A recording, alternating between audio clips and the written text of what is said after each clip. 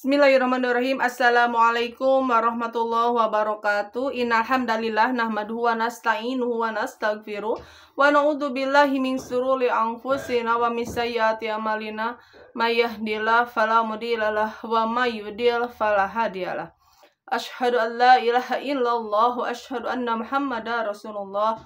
Allahumma sholli ala sayyidina Muhammad wa ala ali sayyidina Muhammad.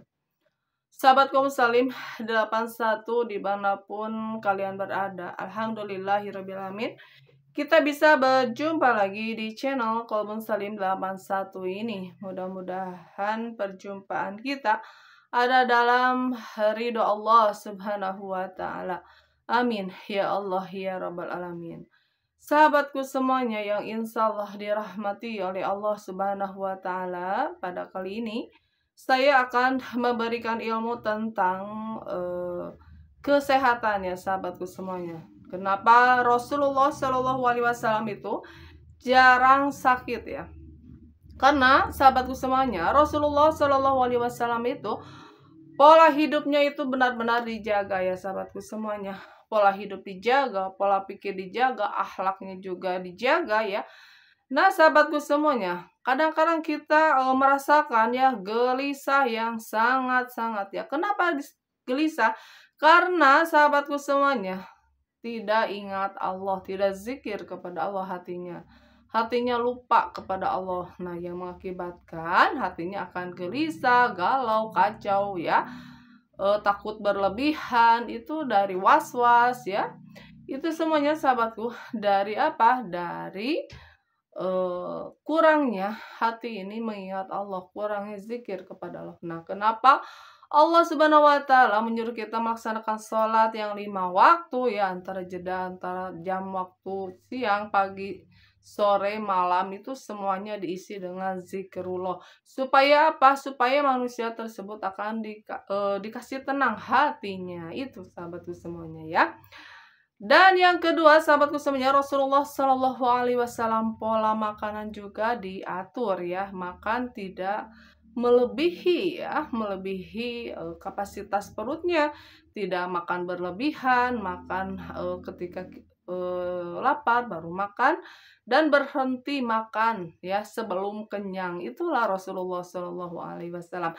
Jadi lambung ini tidak penuh dengan makanan ya. Kalau kita ya sedikit-sedikit makan, jadi si perut itu akan mengakibatkan apa? Penumpukan ya, penumpukan racun, dan ketika digiling ya si lambungnya itu terlalu penuh karena terlalu berlebihan, atau kekurangan makanan juga sama ya.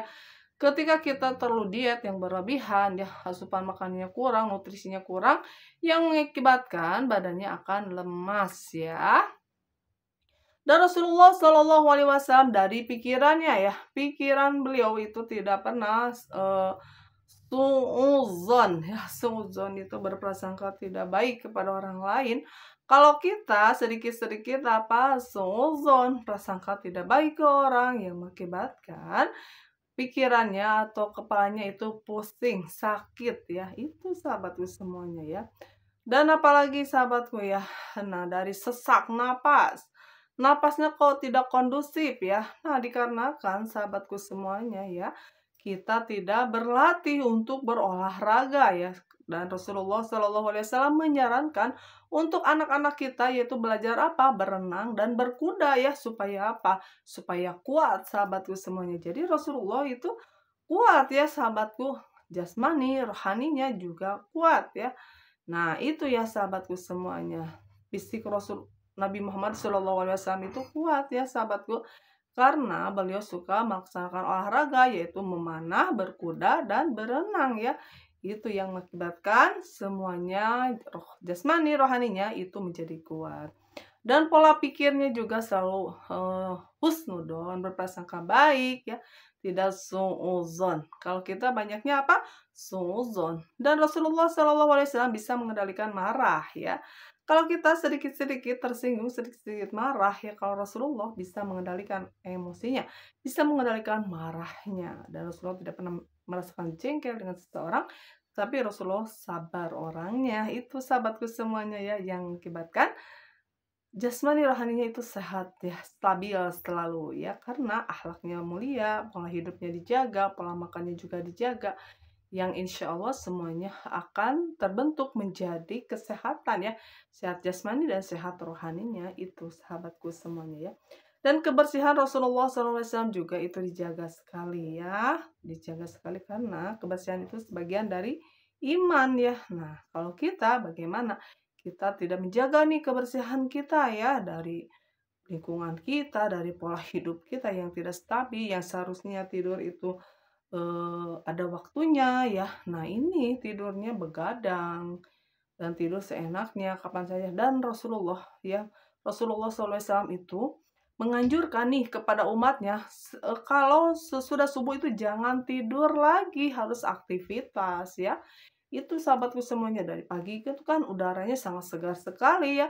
Nah, kita dipakai tidur. Nah, itu yang mengakibatkan pernapasan kita itu tidak stabil ya.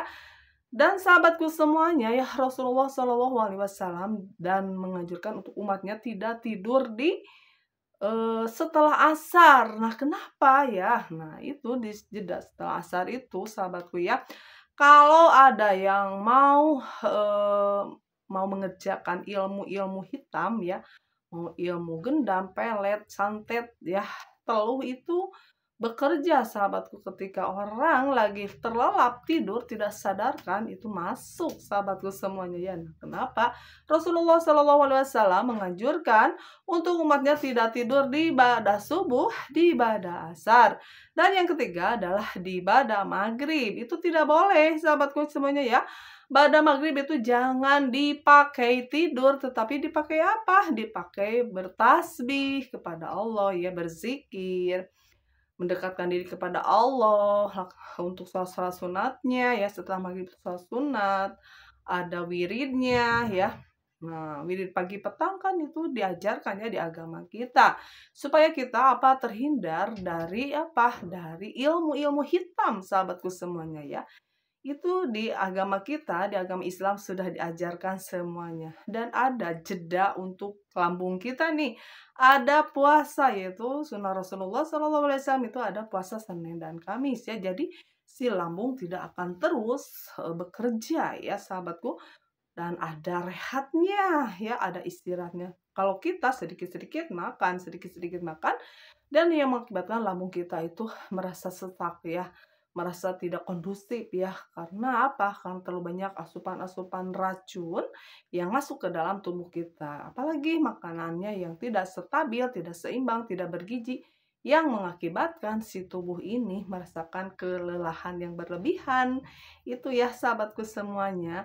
Dan kalau kata Rasulullah nih ya, pada subuh jangan tidur lagi karena itu mengakibatkan orang itu pakir ya, nauzubillah.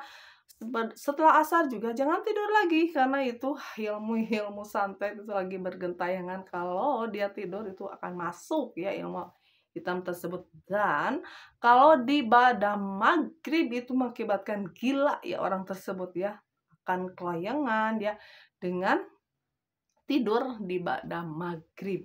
Itu tidak boleh ya. Jadi 3 waktu yang dilarang oleh Rasulullah SAW tidur adalah ba'da subuh, ba'da asar, dan ba'da maghrib. Kalau setelah zuhur itu boleh ya, tapi jangan terlalu lama tidur ya. Jadi secukupnya saja, hanya untuk beristirahat sejenak ya. Itu ya sahabatku semuanya, dan tidur juga harus tepat waktu ya. Nah, itu.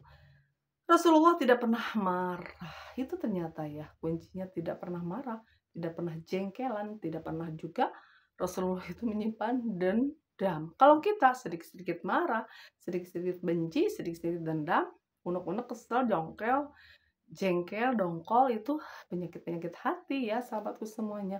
Dan Rasulullah tidak pernah menyimpan seperti itu, yang mengakibatkan beliau sehat lahir, sehat batinnya.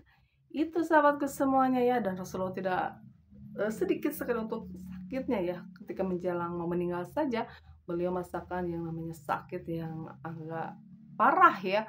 Nah, itu ya sahabatku semuanya. Nah, kita sebagai umatnya sudahkah mencontoh akhlak Rasulullah SAW ya? Itulah sunnah-sunnah Rasulullah SAW ya sahabatku. Dan Rasulullah SAW minumnya juga tidak berdiri tapi duduk. Makannya tidak berdiri tapi duduk ya. Jadi makan sesudah lapar dan berhenti makan sebelum kenyang, dan minumnya juga sambil sambil duduk ya, tidak sambil berdiri. Itu sahabatku semuanya ya yang harus kita mencontoh ya, mencontoh keseharian Nabi Muhammad SAW ya. Dan beliau selalu fit ya, badannya tidak sedikit-sedikit sakit.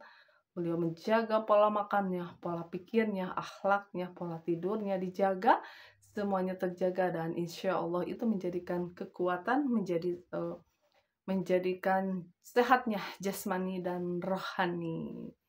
Itu ya sahabatku semuanya. Mudah-mudahan ya sayang, ini video ini nih bermanfaat ya, khususnya nih untuk saya pribadi bisa melaksanakannya. Umumnya untuk kalian semuanya yang mendengarkan di sana. Jangan lupa ya sahabatku, dukung channel ini dengan cara like, subscribe. Terima kasih sahabatku semuanya. Billahi taufiq wal hidayah. Wassalamualaikum warahmatullahi wabarakatuh.